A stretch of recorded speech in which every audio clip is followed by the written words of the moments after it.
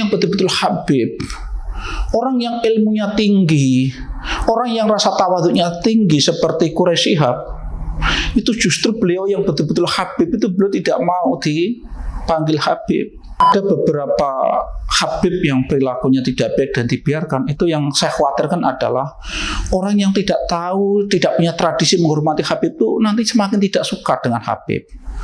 Yang kebetulan Habib, ya tolong tetap punya rasa tawadhu sehingga tidak begitu jumawa ketika dipanggil oleh masyarakat secara umum dipanggil Habib. Ini hanya opini arus bawah, opini dari masyarakat kebanyakan. Opini hanyalah sudut pandang. Assalamualaikum warahmatullahi wabarakatuh. Salam sejahtera untuk kita semuanya. Beberapa hari ini di media sosial kita salah satunya diramaikan soal pro kontra soal Habib.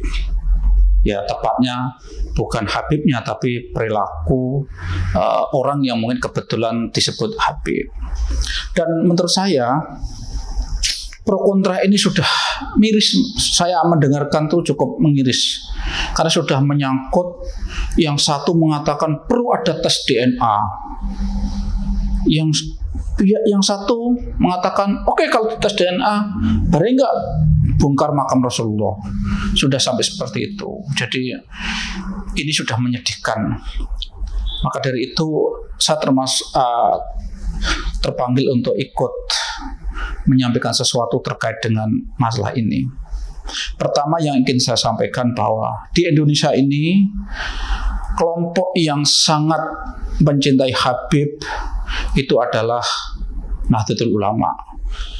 Saya yang tahun 85-an, 80-an tuh di pesantren itu sudah sangat akrab dengan ajaran itu. Kita diajarkan untuk cinta Rasulullah dan juga dzurriyyahnya.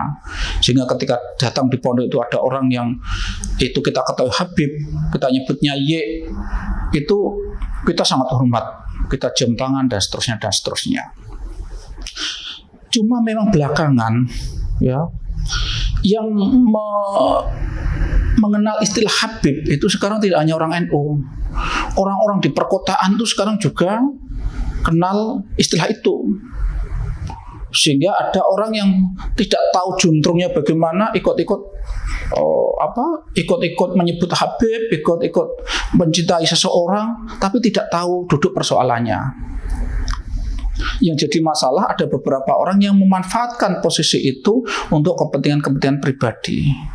Orang yang betul-betul Habib, orang yang ilmunya tinggi, orang yang rasa tawaduknya tinggi seperti Quraisy Shihab, itu justru beliau yang betul-betul Habib itu beliau tidak mau dipanggil Habib.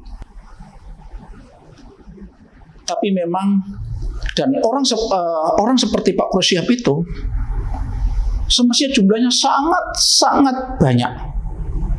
Ada orang lain seperti Habib Lutfi, itu seorang Habib luar biasa akhlaknya baik.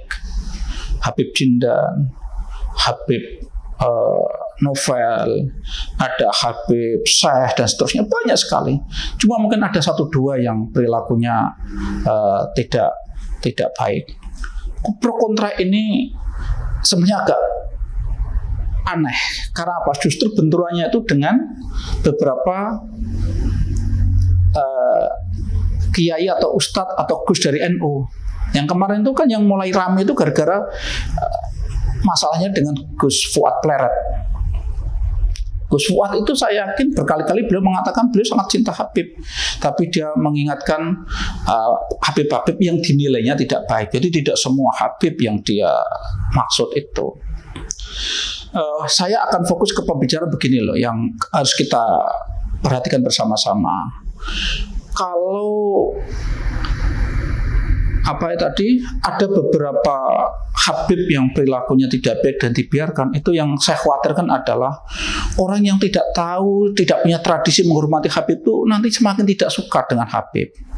Dan saya khawatir juga di Indonesia itu suatu ketika ada kelompok yang anti Habib, itu juga masalah. Karena terus terang yang selama ini itu sangat mengagungkan dan mencintai Habib itu ya di lingkungan NU.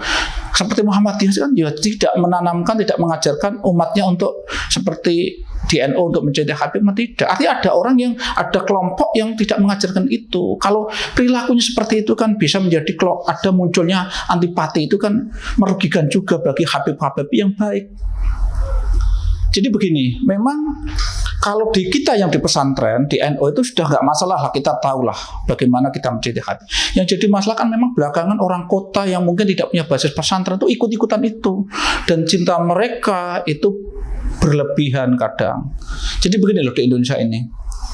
Di Indonesia itu pada tahun 2000-an itu kan setelah reformasi itu kan muncul semangat keislaman, semangat keagamaan di kalangan perkotaan luar biasa.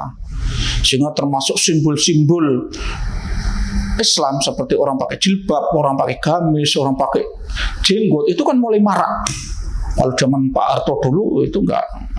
Dulu zaman saya ketika saya masih keluar MTS, satu MTS saya tuh teman-teman saya yang putri itu nggak pakai jilbab, padahal dia tinggalnya di pesantren. Zaman dulu Orde baru setelah reformasi itu kan sekarang hampir semuanya pakai jilbab. Ini baik-baik saja fenomena ini.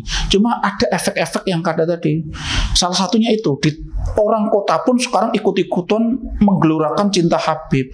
Yang jadi masalah ada beberapa orang yang memanfaatkan itu. Gus Bahak mengingatkan pada kita dalam beberapa kesempatan bahwa kita itu di dunia ini barang baik saja itu mesti ada sisi negatifnya. Kita cinta dzurriyyah Nabi, kita cinta Habib itu ya baik, tapi kalau berlebihan, membabi buta itu juga ada efek negatifnya. Negatifnya tadi, kita tidak bisa mengontrol lagi apakah yang kita cinta itu betul-betul perilakunya baik.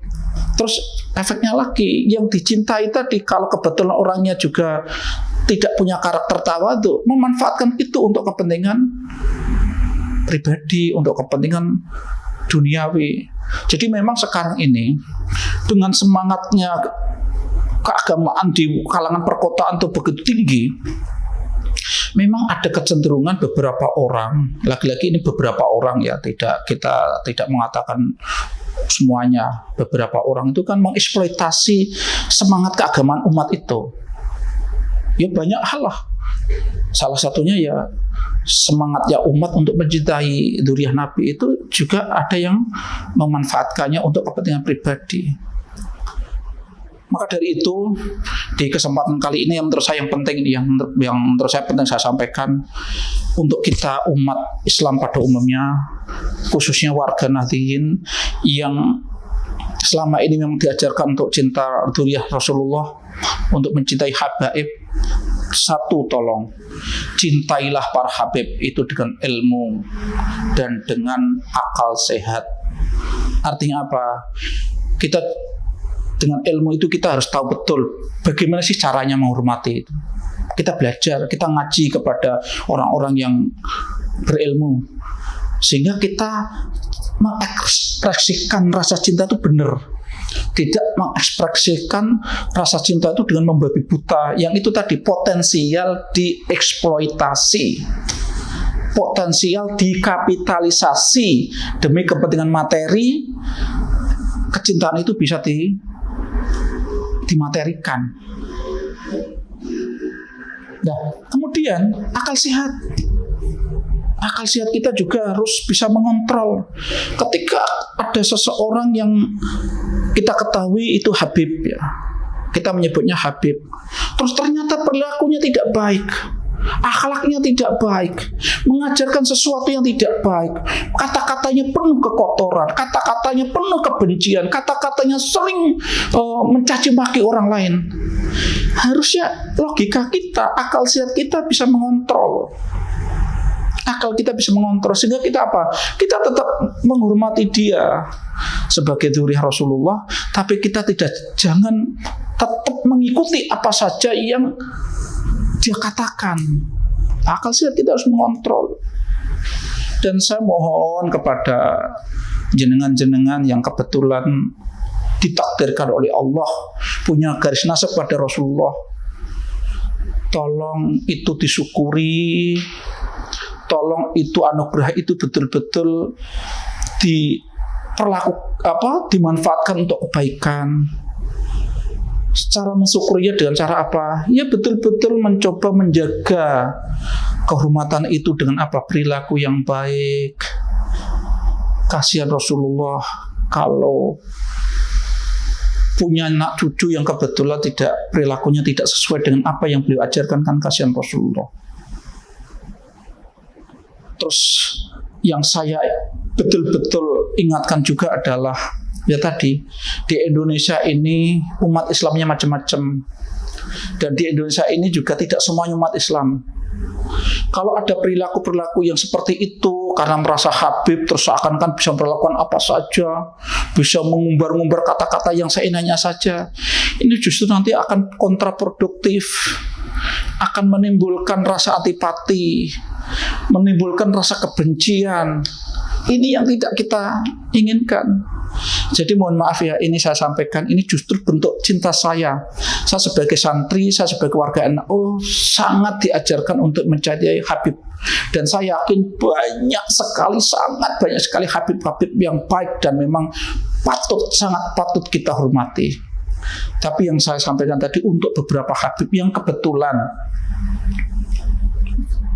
tadi punya perilaku yang kurang baik, tolong itu tadi. Karena tadi saya ingatkan lagi, bisa jadi di Indonesia itu nanti akan muncul sikap antipati, dan itu betul-betul kita sayangkan karena Habib-Habib yang baik pun nanti akan kena dampaknya. Khawatir saya kalau ada semacam gerakan anti Habib, gerakan benci pada Habib, itu kan sedih sekali, nangis kita. Maka dari itu sebelum semua terlambat, sebelum semua terjadi, ayo kita sama-sama saling mengintrospeksi diri. Intinya satu, yang kebetulan Habib, ya tolong tetap punya rasa tawadhu, sehingga tidak begitu jumawa ketika dipanggil oleh masyarakat secara umum dipanggil Habib, apalagi terus memanfaatkan itu untuk kepentingan yang sifatnya bukan kepentingan agama lagi. Kedua, untuk masyarakat umat Islam secara umum dan khususnya warga NU yang memang diajarkan mencintai Habib tadi, mencintailah Habib dengan cara yang benar, yaitu dengan ilmu. Tolong banyak bertanya, banyak belajar, sehingga kita tahu cara yang benar memuliakan dzurriyyah Rasulullah. Dan kemudian kita diajarkan oleh agama ini untuk menghadapi sesuatu dengan akal sehat kita, dengan logika sehat kita, sehingga kita bisa menilai mana yang benar, mana yang tidak, mana yang perlu tetap kita ikuti, mana yang tidak perlu kita ikuti. Cukup sekian, mohon maaf kalau ada yang tidak pas apa yang saya ucapkan, terutama kepada semua para habaib di Indonesia ini. Semoga bermanfaat. Assalamualaikum warahmatullahi wabarakatuh.